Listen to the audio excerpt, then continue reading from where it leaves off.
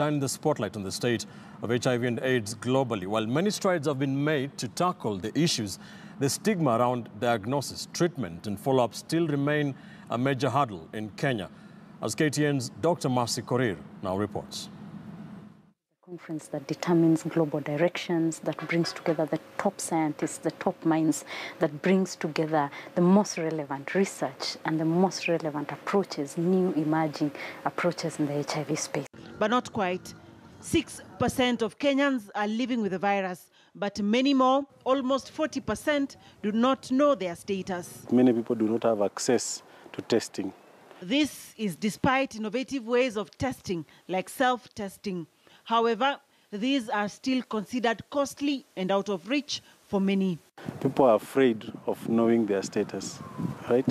And that fear, of course, determines whether a person will go look for a test or not. There have been innovations around testing to try to close these gaps. One of them is, rapid results initiatives that include going up to where the people are.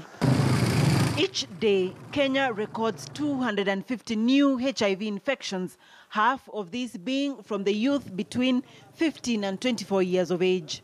Being able to reach them for testing and counseling, it is a little bit problematic. While the youth remain a challenging group to address, mothers and their newborns are another. After 2-3 visits and the result is not there, they give up.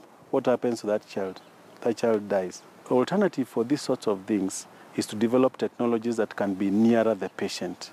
Still, with these challenges, partnerships and collaborations have seen the HIV fight move from strength to strength. Kenya works together with the World Health Organization and other countries through the technical working groups to identify the best possible combination of antiretroviral drugs that would assure the best viral suppression for the population living with HIV/AIDS. By 6 to 9 months, ideally, people are taking drugs well and they're working, they're supposed to be virally suppressed. And from the scientists, the future prospects of HIV treatment might improve. We take the HIV first, we check which drugs are likely to work, which are not likely to work, and then we give you those ones that are likely to work upfront.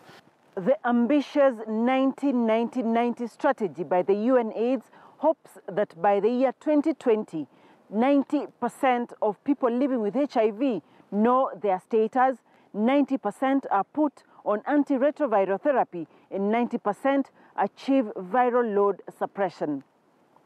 Dr. Mercy Korir for KTN News in Nairobi.